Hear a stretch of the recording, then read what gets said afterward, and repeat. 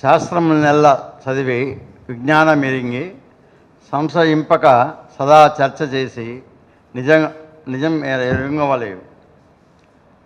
ఇది నేర్వకున్న మూఢ విశ్వాసంన చేయుటు మూడుచుండు. త్రిపునేని రామస్వామి చెప్తాడనమాట. మనం విజ్ఞానాన్ని ఎలా పొందుతాం? మన పరిసరాల ద్వారా, తర్వాత పుస్తకాలని చదవడం ద్వారా, శాస్త్రాలను చదవడం ద్వారా మనం నాలెడ్జ్ సంపాదిస్తాం. నాలెడ్జ్ సంపాదించడం వేరు, దాంట్లో ఉన్నటువంటి అవగాహనని దాని ద్వారా అవగాహన పొందడం వేరు. అవగాహన కనుక లేకపోయినట్లయితే మనకి మూఢ విశ్వాసాలు పెరుగుతాయి అని చెప్పడం దాని ఉద్దేశం. 1998లో హైదరాబాదులో జనమంతా ఒక గుడికి పరుగులు పెట్టారు. హైదరాబాద్ మొత్తం, సిటీ మొత్తం కూడా దిల్సుఖ్ నగర్ సమీపంలోనే ఒక టెంపుల్కి 4 దిక్కుల నుంచి పరుగులు పెట్టారు. ఏంటంటే వినాయకుడు పాలు తాగుతున్నాడు.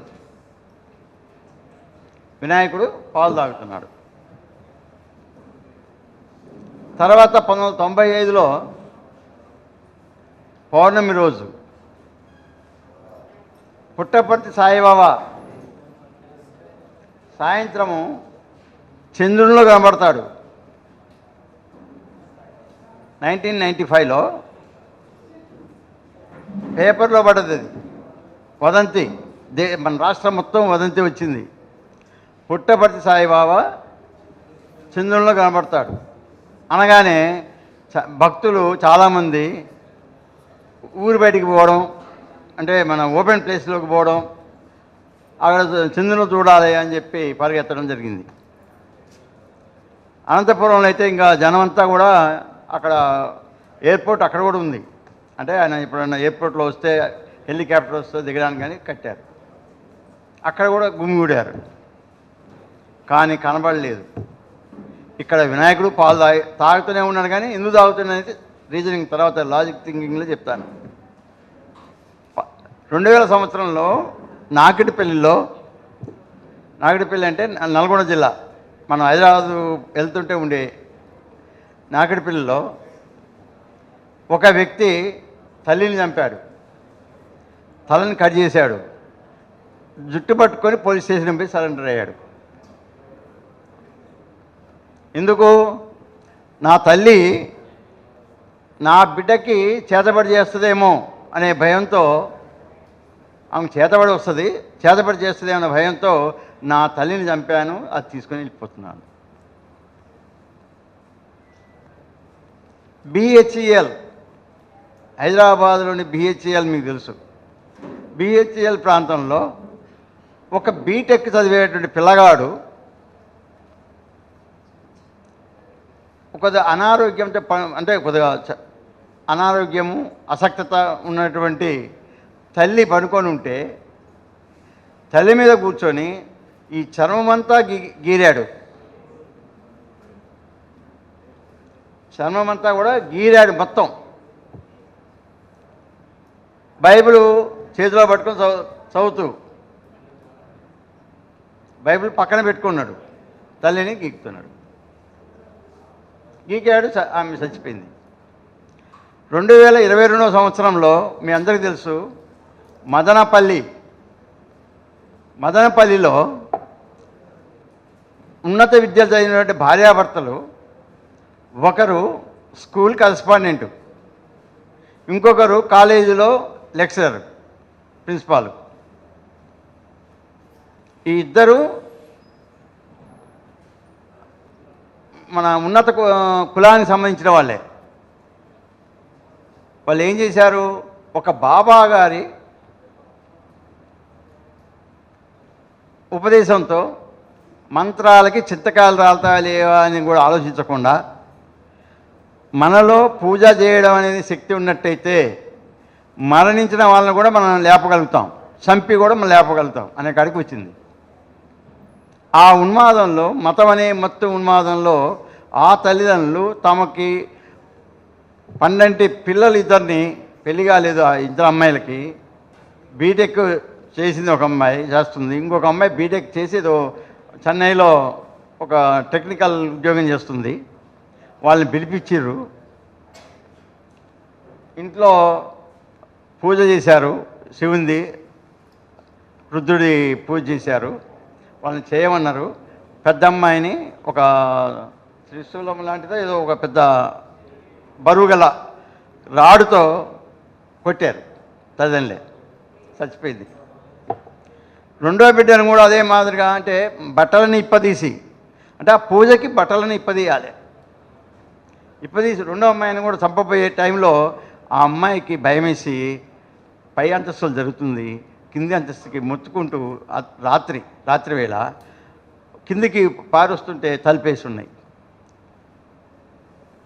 అయినా కూడా తీసుకుపోయి గుంజకపోయి ఆ తల్లిదండ్రులు ఆ బాబా చెప్పినటువంటి మాటలకి ఇదయ్యి చేశారు, చంపారు. మేము ఆ ప్లేస్ చూసాం వెళ్ళి. తర్వాత ఒక 20 మంది హైదరాబాద్ నుంచి బస్సులో వెళ్ళి చూసి ఆ కాలనీ అందరికి కూడా ధైర్యం చెప్పి వచ్చాం.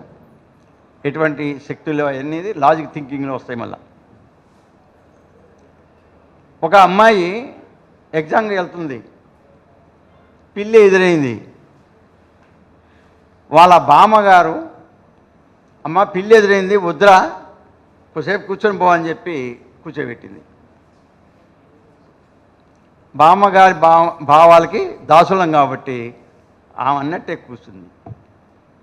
కూర్చున్న తర్వాత ఆమె ఎగ్జామ్ పోదామనేసి బస్ మిస్ అయింది. ఎగ్జామ్ కాడికి పోయింది, 1 నిమిషం లేట్ అయింది, గేట్ మూసేశారు. ఆ ఇయరు పిల్లి కాస్త కాజేసింది అమ్మాయిని.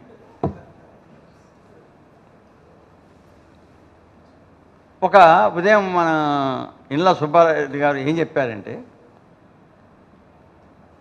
ఇది జనరల్గా అందరు చెప్తారు, శ్రీశ్రీ గారు భార్య మాట విని, అంటే భోజనం పెట్టింది ఆమె కాబట్టి నాకు ఆ దిక్కు కూడా పోద్దేమని చెప్పి భయపడి ఇందుకు కాంప్రమైజ్ అయితే అయిపోద్దని చెప్పి సత్యనారాయణ వ్రతం మీద కూర్చున్నానని. అలాగే ఒక మ్యారేజ్ కావచ్చు, ఇంకేదైనా కావచ్చు, శుభకార్యాలు జరిగేటప్పుడు ముత్తైదువ ఎదురొస్తే మంచిదని, కాబట్టి వాటి వల్ల మనకి నష్టం లేదని అనేది ఒక శ్రీశ్రీ కాదు చెప్పేది, చాలామంది చెప్పేటువంటి మాట అది. దానివల్ల మనకు నష్టం లేదు కదా, చేసుకుని రాదని అంటారు, అది తప్పది. It's very wrong. ఇవాళ గోంగూర కాడ దొంగతనం చేసినోడు రేపు చార్మినార్ని కుతుబ్ మినార్ని కూడా దొంగతనం చేస్తాడు. కాబట్టి మొదట్లోనే ఇలాంటి వాటిని గుర్తించేయాలి. అసలు ఆడోళ్ళల్లో ముత్తైదువ వితంతు అనేది ఏంటి? They are created by us, అవి మనమే తయారు చేసుకుంది. ప్రతి మనిషికి కాలికి నల్లదారం కనిపిస్తుంది. అసలు అది ఎట్లా తయారైందో నాకైతే ఇంతవరకు అర్థం కాలేదు. కింది స్థాయి వరకు, పై స్థాయి నుంచి కింది స్థాయి వరకు బీటెక్ చదవని, ఎంబీబీఎస్ చదవని, ఇంకేదైనా చదవని, నల్లదారం మీకు ప్రతి బస్సులో ఒక్కరికైనా కనిపిస్తుంది. బజార్లో వెయిట్ చేస్తే ఒక్కరికైనా కనిపిస్తుంది, మెజారిటీకి కనిపిస్తుంది. ఏంటంటే నా దృష్టి పోవాలి. అలాగే ఎవరు ఎండాకాలం వచ్చింది, మంచినీళ్ళు తాగుదామని నీళ్లు తెచ్చుకుంటారు, మంచినీళ్ళు కొనుక్కొచ్చుకుంటారు. మనం అప్పుడే పెళ్లి సంబంధానికని ఇంట్లోంచి బయటికి వెళ్తాం, మన పిల్లగాళ్ళకో ఎవరికో. అరే కొత్త కొండ ఎదురొచ్చిందని చెప్పి ఆగాగు, 1 గంట ఆగి మళ్ళీ పోదామని చెప్పి వస్తారు. ఈ రకంగా చెప్పుకుంటూ పోతే కొండ వీటంట చాంతాడైద్ది, అది కూడా సరిపోదు, చాంతాడు. ఇవన్నీ ఏంటి? వీటి వెనక వీటిని ఏమనాలి మనం? ఎవరినైనా మీరంటే మా నమ్మకం అండి అంటారు. ఎవరైనా ఏదైనా అడగండి, మా నమ్మకం అండి, ఇది మా విశ్వాసం అండి, దీన్ని మీరు ప్రశ్నించొద్దు. రైటే. అసలు నమ్మకం అంటే ఏంది? నాకు ఇచ్చిన subject superstitions and logic thinking. మంచి సబ్జెక్ట్ ఇది. 3 గంటలు మాట్లాడచ్చు దీని మీద మాట్లాడాలంటే. ముందు మూఢనమ్మకం. సూపర్స్టిషన్స్ అంటే మూఢనమ్మకం. మూఢ ప్లస్ నమ్మకం. అసలు నమ్మకం అనేది ఏంటి? What is the belief? Belief అంటే ఇప్పుడు వారు ఎవరో తుమ్మారు కాబట్టి నేను ఆపాలా?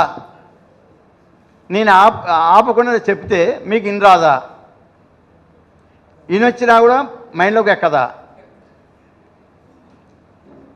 ఇది మనం ఆలోచించాల్సింది. అర్థమైందా? తుమ్మితే కూడా మనం వర్క్ చేయం, పోము. ఇందాక ఎగ్జామ్ పోయినట్టే పోద్ది. నమ్మకము అంటే ఒక వ్యక్తికి, ఎవరైనా మన వ్యక్తికి ఒక వేరే వ్యక్తి పట్ల కానీ, వేరే విషయం పట్ల కానీ, ఒక వస్తువు పట్ల కానీ మనకి ఉన్నటువంటి మనోనిశ్చయం,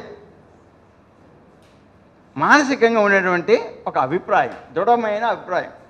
అభిప్రాయం మామూలుది కాదు, దృఢమైన అభిప్రాయం.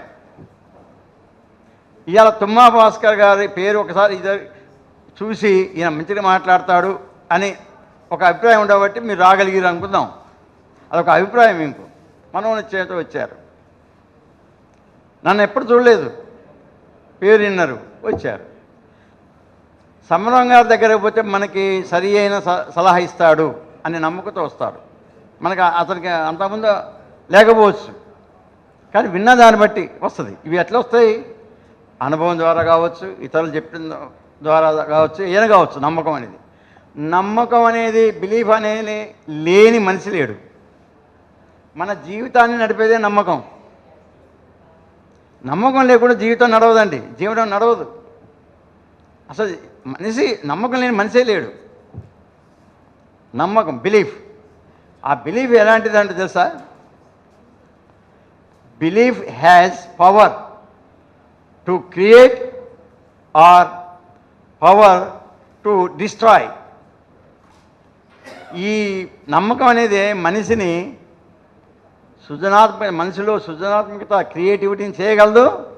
అదే మనిషిని ఆ నమ్మకం కనుక నెగిటివ్ అయినట్టయితే డిస్ట్రాయ్ చేయగలదు.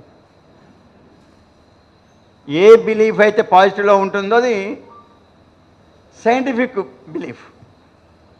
ఏ నమ్మకం అయితే నెగిటివ్లో ఉంటుందో అదే సూపర్స్టిషన్. సూపర్స్టిషన్ అంటే ఏంది? మూఢనమ్మకం అంటే ఏంది? మనం మూఢంగా చెప్పొద్దు. మూఢనమ్మకం అంటే సత్యం అని తెలిసినా కూడా, నీకు ఇది వాస్తవం అని తెలిసినా కూడా నువ్వు ఫాలో అవుతూ పోతే దాన్ని మూఢనమ్మకం అనాలి. మూఢనమ్మకం అనాలి, మూఢాచారం అనాలి దాన్ని ఆచరిస్తే.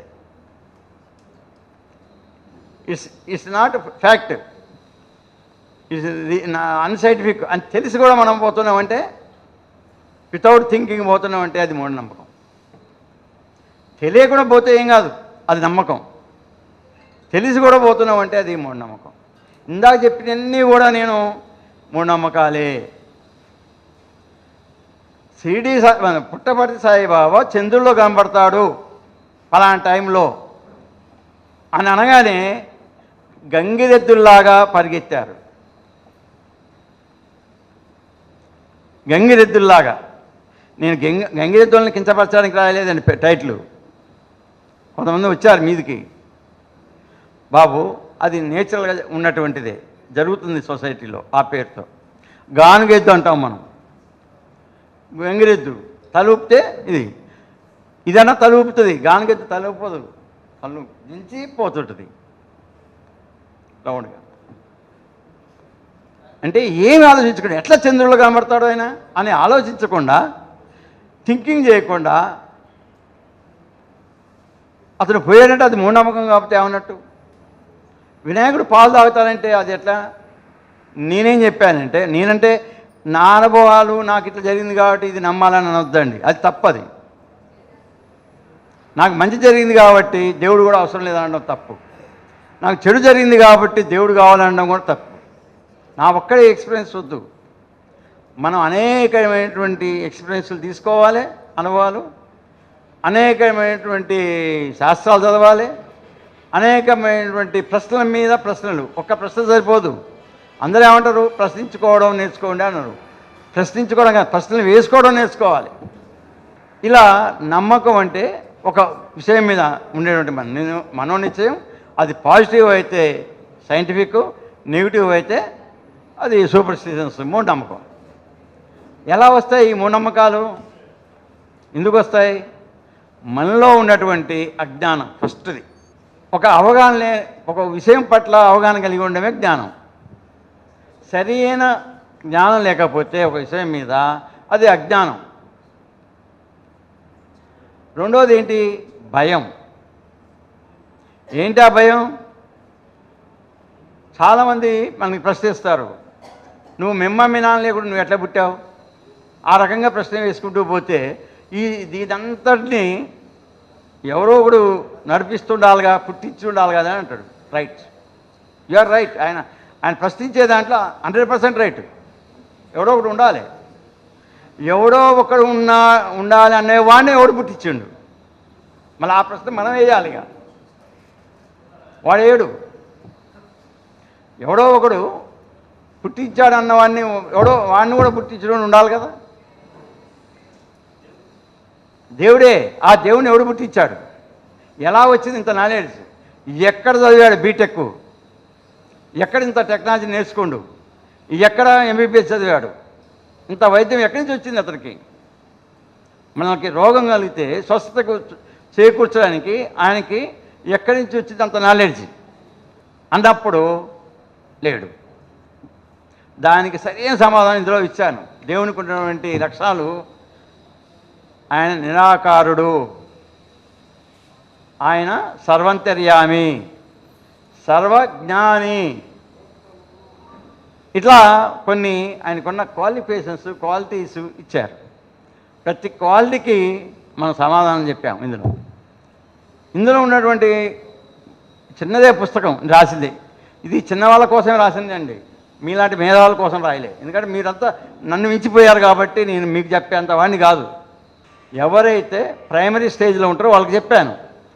ఇందులో చాప్టర్ వైజ్ ప్రతి మూఢనమ్మకం ఎలా వచ్చింది, ఎందుకు దాన్ని మనం కాదంటున్నాం, వాళ్ళది రైట్ అంటాం. ఫస్ట్ నువ్వు అడిగింది రైటే, కానీ ఈ లాజికల్ థింకింగ్లోకి రా, అప్పుడు నీకు తెలుస్తుంది వాస్తవం. అట్లా చెప్పాలి కానీ నువ్వు తప్పు అని అనకూడదు ఎప్పటికీ. మన గుళ్ళు గోపురాల దగ్గర పోయి ఎప్పుడు కూడా అపోజ్ చేయొద్దండి. వాళ్ళు చేసుకొనియండి. మనది వాదం కాదు, చర్చ, ఎనాలిసిస్.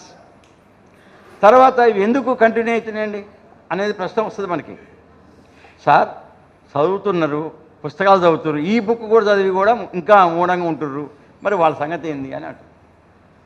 రైట్. ఇందాక ఏమని చెప్పాను? ఎందుకు వస్తాయి? అజ్ఞానము, భయము. భయం అంటే ఏంది? దేవుడు అనేవాడు అతిశక్తి ఉన్నాడని మనకంటే ముందు మన తాతలు ముత్తాతలు ఎక్కడి నుంచో చెప్తున్నారు. అంటే మనం నడిపించేది వాళ్ళే కాబట్టి, దేవుడే కాబట్టి. ఆ భయం, మనం దేవుని కనుక మనం ప్రసన్నం చేసుకోకపోతే మనకి కీడు జరుగుద్ది.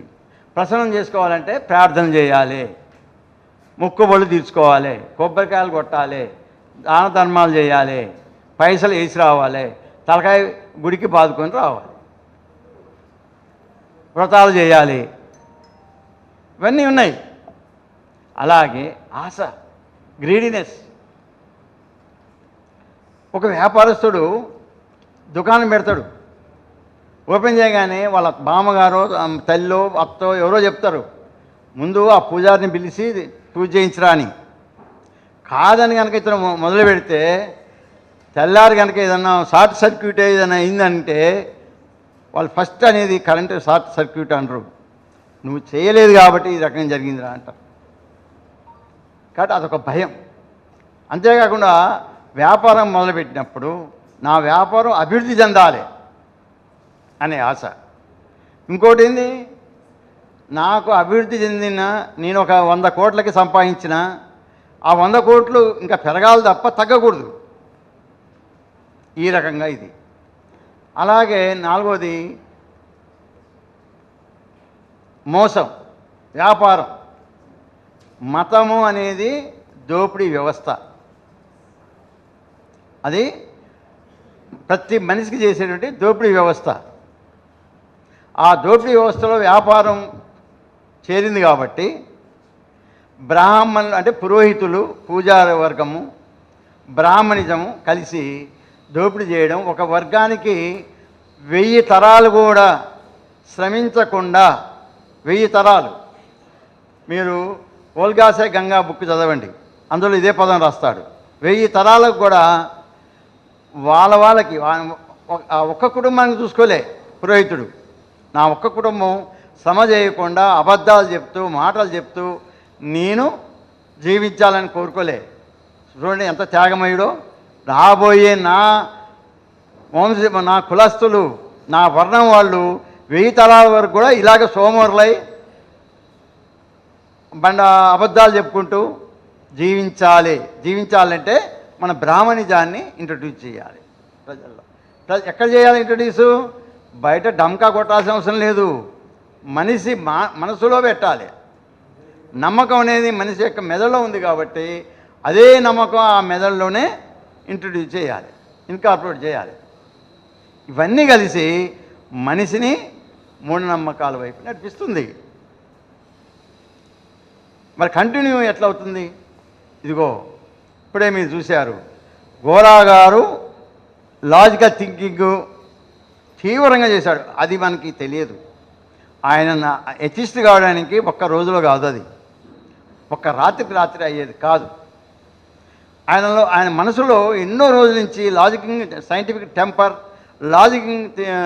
లాజికల్ థింకింగ్ అనేది ఎన్నో రోజుల నుంచి జరిగినటువంటి ఘర్షణల నుంచి ఉదయించిందే ఎథిజం. ఆ ఎథిజం అయిన తర్వాత ఆయన భార్యని కన్వర్ట్ చేశాడు. ఆయన భార్యని కన్వర్ట్ చేసిన తర్వాత భార్య కుటుంబాన్ని మార్చింది.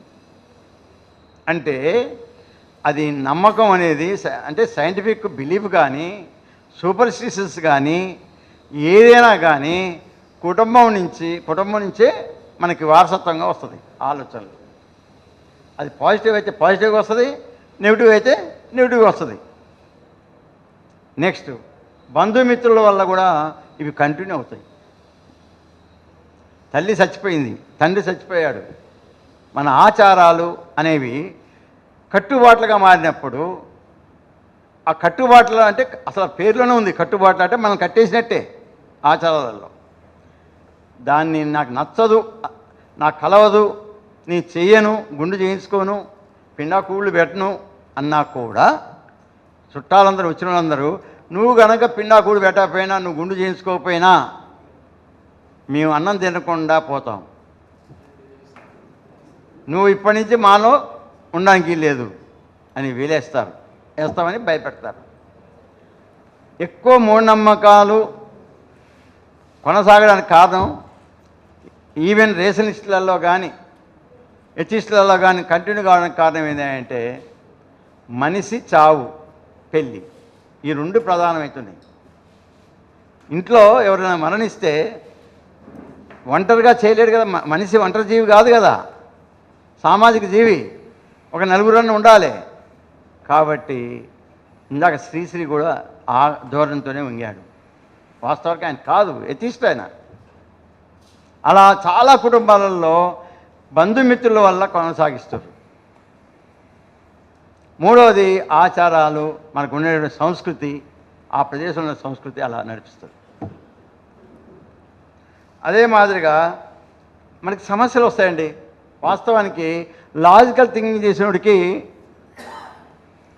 ఏం బాధ లేదు, చేయలేనివాడికి చిన్నదైనా పెద్ద సమస్య, పెద్ద సమస్య అయినా పెద్ద సమస్య. మనలో చూడండి, సమస్య లేనటువంటి వ్యక్తి కానీ సమాజం కానీ లేదు. సమస్య లేనటువంటి ఏ వ్యక్తి ఉండడు, సమస్య లేనటువంటి సమాజం ఉండదు అనే కనుక మనం ఆలోచించగలిగితే ఇబ్బంది లేదు, ఏ సమస్య వచ్చినా ఎదుర్కోవచ్చు. అలా దృఢంగా నమ్మకం లేనటువంటి వాళ్ళే మూఢనమ్మకాలకు పోతారు. ఆ సమస్యను ఎదుర్కొన్న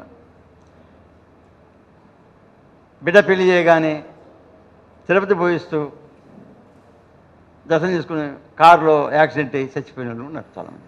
అప్పుడు ఏమంటాడు వాడు? ఏమంటారు? దేవుని తిట్టాడు, అక్కడ గుడికి పోవడం వల్ల ఏంటి ఉపయోగం అని ఆలోచించాడు. అవసరమా అని ఆలోచించాడు. దేవుడు అలా రాసి పెట్టాడు, అంతవరకు ఉంది వాడి కర్మ. కాబట్టి ఈ కర్మ అనే దాంతోనే ఒక మూఢనమ్మకంతోనే కులాలుగా విభజించి కులాలలో అధములు అవర్ణులు, నా 5వ వర్గం వాళ్ళు, పంచములు, వాళ్ళని మీ కర్మరా, అది మీ కర్మ, మీరు అనుభవించాలి.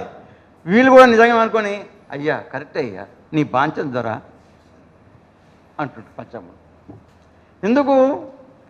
వాడు చెప్తాడు వాడి కోసం, వీడు అదే నిజం అనుకొని నా కర్మ ఈ జన్మలో, కాబట్టి నేనేం చేయాలి, మాకు వంగి వంగి సర్వీస్ చేస్తే వచ్చే జన్మలో మంచిగా పడతప్పు.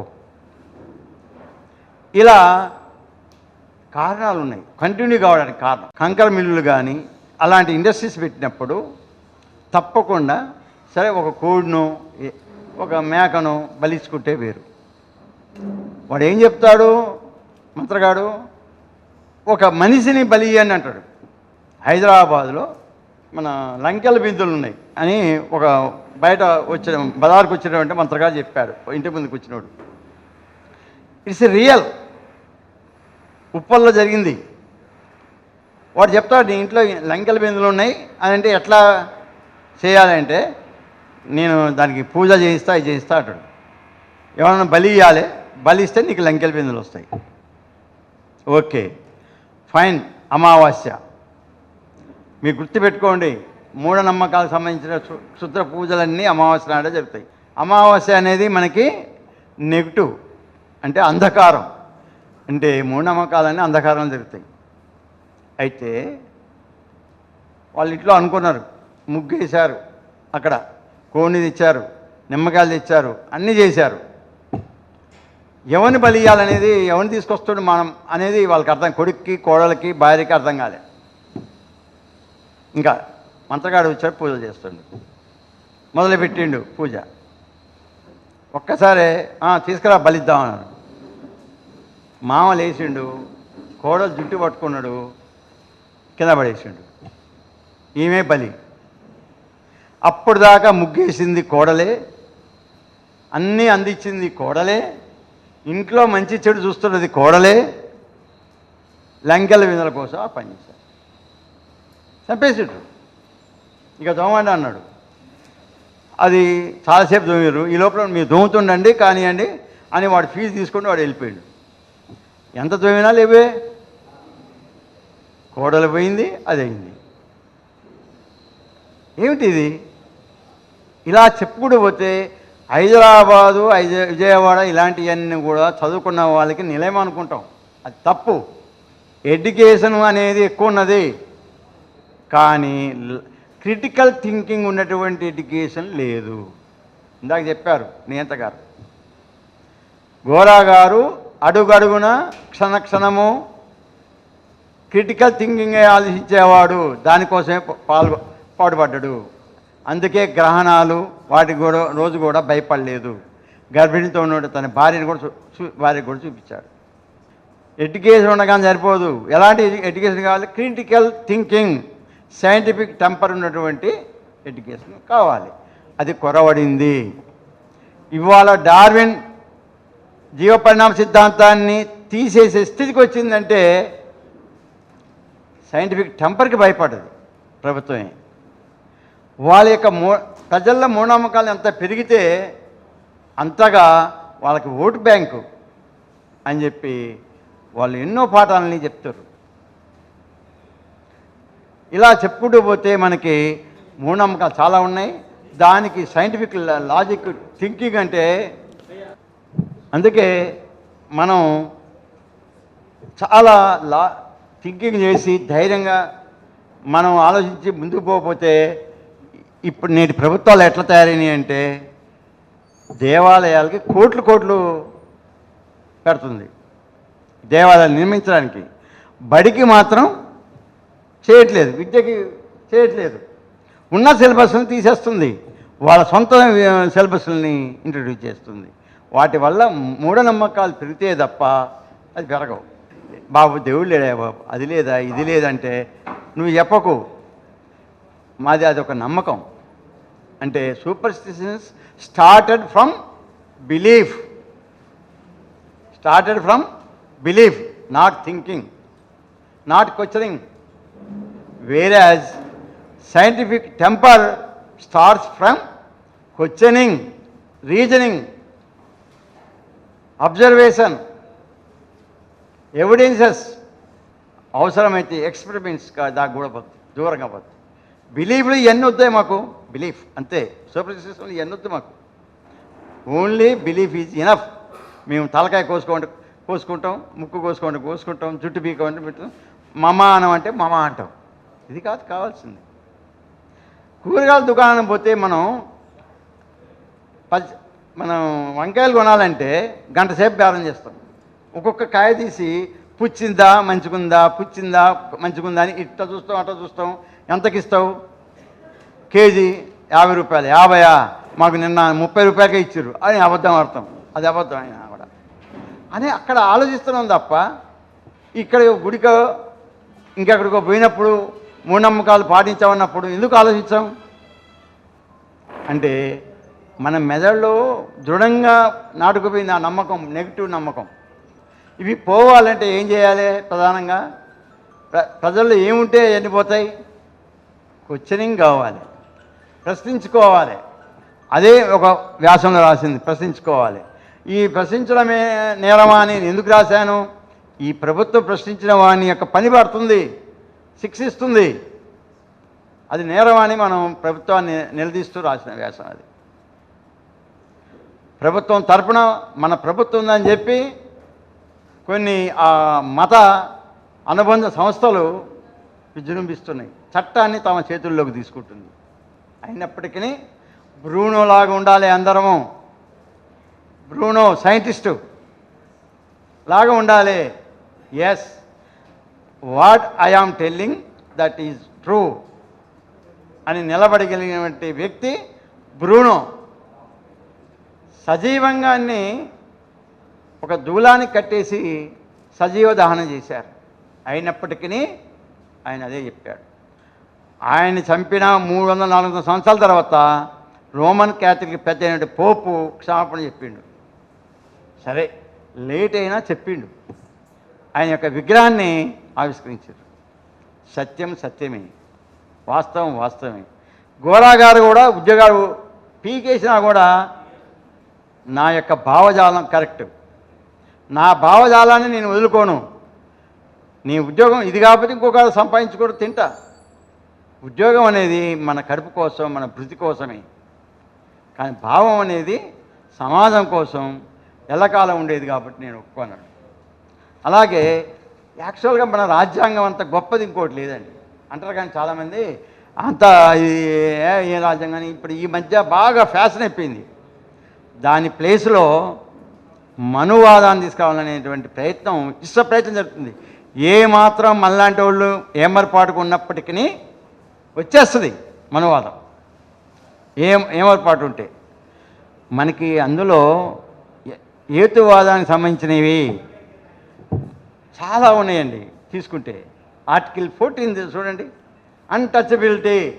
అప్పుడు గాంధీ గారు కొట్లాడాడు, గోరా గారు దానికి పాటుపడ్డాడు. ఇలా పెద్ద పెద్దోళ్ళంతా అన్టచబిలిటీ, అస్పృశ్యత నివారణ కోసం పాటుపడ్డారు. అది ఉంది. Right to express your views, నీ భావాలను ప్రకటించు ధైర్యంగా అని ఆర్టికల్ 19లో ఉంది. భయపడాల్సిన అవసరం లేదు. అంతేకాదు, it's my right to express my views in the way of scientific temper 15(1)(a)(h) ఉంది. To develop the scientific temper, humanism and spirit of enquiry and reforms అని చెప్పింది 15(1)(a)(h). అందులో మీరు చూడండి, ఇప్పుడు నేను మాట్లాడేది ప్రతి ఒక్కటి సైంటిఫిక్ టెంపర్ యొక్క వ్యూలో మాట్లాడుతున్నాను. అది ప్రచారం చేసేటువంటి టు డెవలప్ అన్నాడు, టు హ్యావ్ అనలే. నీకు ఉంటే సరిపోదు, నువ్వు డెవలప్ చేయొచ్చు దాన్ని. ఆ డెవలప్లో భాగంగానే సమరం గారు ఈ మీటింగ్ పెట్టిర్రు. ఎత్తిజానే గోరా గారు ప్రచారం చేసుకున్నాడు. ఇంకొక ఆయన పలాని స్వామి, బాబాజీ వాళ్ళంతా తప్పు అయినప్పటికీ ప్రచారం చేసుకోగలుగుతుంది. అదే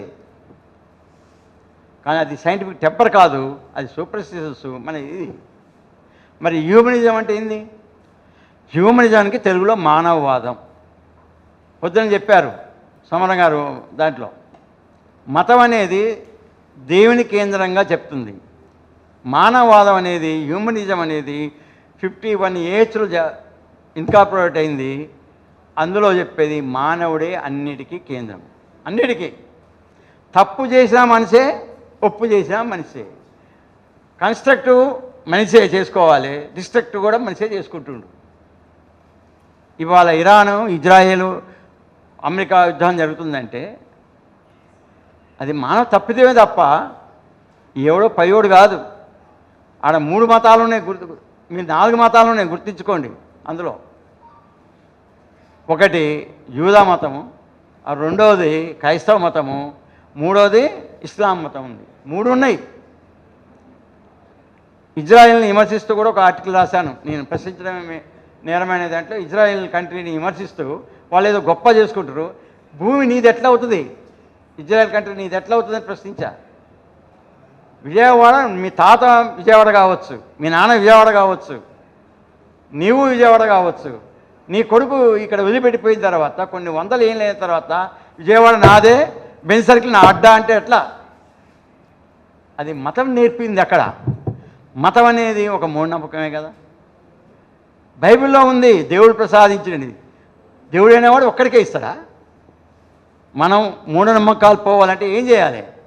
లాజికల్ థింకింగ్, సైంటిఫిక్ టెంపర్ ఉండాలి. సైంటిఫిక్ టెంపర్ అంటే ఏంది? మనలో ఫస్ట్ క్యూరియాసిటీ ఉండాలి, మనకి ఆకాంక్ష ఉండాలి, తపన ఉండాలి. ఆ తర్వాత మన మైండ్ స్వేచ్ఛగా ఆలోచించాలి, ఓపెన్ మైండ్నెస్. బందీగానే ఉండకూడదు ఒకదానికి, ఒక అభిప్రాయాలకు కానీ, పెద్దవాళ్ళకి కానీ, చిన్నవాళ్ళకి కానీ మన బందీగా ఉండకూడదు. ఓపెన్ మైండ్నెస్ ఉండాలి. తర్వాత అవసరం మనం ఎవిడెన్స్ రుజువేదయ్యా అని ఆలోచించాలి, అడగాలి. ఇలాంటివి ఉన్నప్పుడే సైంటిఫిక్ టెంపర్ అంటారు. అదే మన కాన్స్టిట్యూషన్లో ఉంది. హ్యూమనిజం అంటే మానవవాదం అని చెప్పాం. మానవవాదంలో ఏముంటుంది? ఏ మతస్థుడైనా కానీ, జాతి కానీ, ప్రాంతం కానీ, లింగభేదం కానీ చూడకూడదు. హిట్లర్ ఏం చేశాడు? యూదులకి అంటే యూదా ద్వేషి, ఆయన యూదా మత ద్వేషి. దాంతో దాదాపు 60 లక్షల మందిని చంపాడండి యూదుల్ని. మామూలుగా చంపలేదు, ఇలాంటి గదులలో వేసి గ్యాస్ పంపించిండు. గ్యాస్ పంపించినప్పుడు ఆ కొట్టుకునేటువంటి విధానం ఒక్కసారి మీరు ఊహించండి. జనాలు చంపితే, పిస్టల్తో చంపితే, తుపాకీతో చంపితే ఒకసారి చచ్చిపోతాడు. కానీ టియర్ గ్యాస్ ఉన్నట్టు గదుల్లో అయితే అనేది. కాబట్టి అది మతం. కాబట్టి ఏం చేయాలి? ప్రధానంగా చివరికి నేను చెప్పేది ప్రధానమైనది, ఈ మూఢనమ్మకాల నిర్మూలనకి ఒకటి మందు. అన్నిటికీ కలిపి ఒకటే మందు ఉంది. మత భావన మనలోంచి పోవాలి, దైవ భావన పోవాలి. ఒక వృక్షం ఉందనుకోండి, ఒక చెట్టు ఉంది. చెట్టు లోపల కనిపించకుండా ఉండేది వేర్లు, కాండము బయటకు కనిపిస్తుంది, తర్వాత కొమ్మలు కనిపిస్తాయి. కింద వేర్లు ఉన్నాయే, అది దైవ భావన.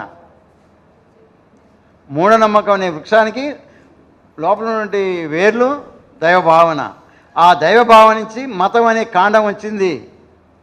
ఆ కాండం నుంచి జ్యోతిష్యం, వాస్తు, పునర్జన్మ, స్వర్గము, నరకము, ఇలా మూఢనమ్మకాలతో కూడినటువంటి ఊహాజనితమైనటువంటి వ్యవస్థలు పెరిగాయి. కొమ్మల్ని కత్తిరిస్తే సరిపోదు. నేను జ్యోతిషం నమ్మనండి కాదు, నీలో నమ్మకం పోదు. వాస్తు నమ్మనండి పోదు. పునర్జన్మ లేదు, ఏం లేదు, ఈ జన్మే ఇంతే పోదు. కానీ ఎక్కడుంది అసలు మూలం? వేరుతో సహా పెకిలించాలి. వేరుతో సహా దైవభావాన్ని పెకిలించలేని వాడు ఎథిస్ట్ కాడు, రేషనిస్ట్ కానే కాడు. వాటన్నిటికీ మూలం అదే. 4 ఇయర్స్ బ్యాక్ ఒక ఫోన్ వచ్చింది నైట్ 8 గంటలకి ఒక అమ్మాయి దగ్గర నుంచి. నాకు ఉగ్రం వస్తుంది, సిగాలు అంటారు, ఊగుతారు కదా, అప్పుడప్పుడు ఊగడం వస్తుంది, సిగాలు వస్తుంది. ఆ సిగాలని నాకు రోతగా అనిపిస్తుంది, అదేమో ఆగట్లేదు. తర్వాత నాకు చాలా బ్యాడ్గా ఫీల్ అవుతున్నాను, ఇన్ఫీరియారిటీ ఫీల్ అవుతున్నాను. దీనికి కారణం ఏంది, నేను ఎంత కంట్రోల్ చేసుకోవాలన్నా కూడా కావట్లేదు అప్పుడప్పుడు అది అని అన్నది. అన్న తర్వాత ఇక ఆమెతో ఒక 2 గంటలు మాట్లాడాను క్లియర్గా, ఎక్కడ ఉంటావు, ఏం సంగతి ఏందని. అంటే అయితే మన వరంగల్ దగ్గర తొర్రూరు విలేజ్లో ఉంటానన్నారు. ఏ బజార్లో ఉంటావు, పలానా బజార్. మీ ఇంటి పక్కన ఎవరెవరు ఉంటారు, ఎట్లుంటారు అన్నారు. సరే యాదవులు ఉంటారు వాళ్ళు అన్నారు. మరి నువ్వు ఎప్పుడైనా సమ్మక్క సారక్క గుడికి పోయావా? ఆమెకి వచ్చే ఉగ్రహం సిగాలు అదే అన్నమాట. పోయాను, బెల్లం అంటే బంగారం సమర్పించాను. మీ ఇంటి పక్క వాళ్ళకి అవి వస్తాయా? వస్తాయి. అది అని చిన్నగా చెప్తూ ఒక మాట చెప్పాను, లాజిక్ థింకింగ్. ఒకటే ఆలోచించు, వాళ్ళని వాళ్ళు జయించుకోలేని వాళ్ళు నీకు జయాన్ని ఎట్లా ఇస్తారు, నీకు ఎలా మేలు చేస్తారు అనుకున్నావు? వాళ్ళకి వాళ్ళే జయించలేకపోయారు, కాకతీయులను ఓడించలేకపోయారు. అలాంటప్పుడు నీకు ఎట్లయితుంది? వాళ్ళ జాతికి వాళ్ళు గొప్పోళ్ళే, నీకేం సంబంధం అని కొద్దిగా ఒక అర్ధగంట సేపు చెప్తే ఆ రోజు నుంచి ఈ రోజు వరకు ఆమెకి సిగాలు రావట్లే లాజిక్ థింకింగ్ వల్ల. ఓకే, నాకు నాస్తిక్ కేంద్రం వాళ్ళు ఈ అవకాశాన్ని ఇచ్చినందుకు, అందులో నా పుస్తకాన్ని రిలీజ్ చేసినందుకు సమరంగా నాకు పర్సనల్ చెప్పారు. పుస్తకాన్ని మన దాంట్లోనే రిలీజ్ చేద్దామన్నందుకు నాకు చాలా సంతోషమయ్యి నేను వారికి ధన్యవాదాలు తెలియజేస్తున్నాను. ఇంకో విషయం ఏంటంటే, కోదాడలో తేజ టాలెంట్ విద్యాలయం అని ఒకటి ఉంది. వాళ్ళు ఈ పుస్తకాన్ని చూశారు, అంటే రఫ్ కాపీ ఫస్ట్ చూసిన తర్వాత పాఠ్యాంశంగా కొన్ని వ్యాసాలని పెడతాం, తీసుకుంటాం అని చెప్పడం జరిగింది. ఆ మాట ఇందులో రాయడం కూడా జరిగింది. అందుకోసం అదండి ఎథిస్ట్ ఎడ్యుకేషన్ అంటే. ఎడ్యుకేషన్ అంటే దేశభక్తులు అని చెప్పాలి, సంఘ సంస్కృతులు చెప్పాలి, వాళ్ళ గురించి చెప్పాలి. కానీ పురాణ గాథలు, పుక్కుడి కరాణ గాథలు కాదండి. అలాగే ఇలాంటి పుస్తకాల్లోని పెట్టాలి. మీ పిల్లలు చదివేయండి. ఎథిస్ట్ స్టడీస్, ఎథిస్ట్ ఎడ్యుకేషన్ అంటే టెక్స్ట్ బుక్కుల్లో పురాణ గాథలు ఎత్తేయాలి, పుక్కుడి పురాణ గాథలు ఎత్తేయాలి. దేశభక్తుల గురించి, సంఘ సంస్కృతుల గురించి, సంఘ సంస్కృతి ఉద్యమాల గురించి, వాటి గురించి సైంటిఫిక్ నాలెడ్జ్, సైంటిఫిక్ టెంపర్, దాన్ని ఇప్పుడు చేసే కథలు, గాథలు, విశేషాలు పెట్టాలి. కానీ ఒకటి కాదు, పిల్ల 1వ తరగతి నుంచి కూడా అలాగే చెప్పాల్సి ఉంది. మీకు నిజంగా కోదాడ స్కూల్ వారిని అభినందిస్తున్నాను సార్. నిజంగా అది ఎడ్యుకేషన్ వర్క్ కావాలి, అలాంటి ఎడ్యుకేషన్ కావాలి. Scientific knowledge, scientific temper, questioning, logical thinking, వాళ్ళ యాటిట్యూడ్లోనే మార్పు రావడాలంటే మాత్రం అది మన పాఠ్యాంశాల్లో మన ఊరికి ఇలా చెప్పాలి కాదు, ఏం పెట్టా చెప్పాలంటే గోరా గారిని పెట్టాలి, తిప్పిని రామచంద్ర గురించి పెట్టాలి, అలాగే పెరియార్ గురించి చెప్పాలి, పూలే గురించి చెప్పాలి, అంబేద్కర్ గురించి పెట్టాలి, అవి పెట్టాలి. రాముడు, సీత, ఇంకో లక్ష్మి ఏంటంటే కథలు పనికిరానివి, మీనింగ్లెస్. మనం పెట్టాల్సి వీళ్ళది ఆరంగా ఉండాలి.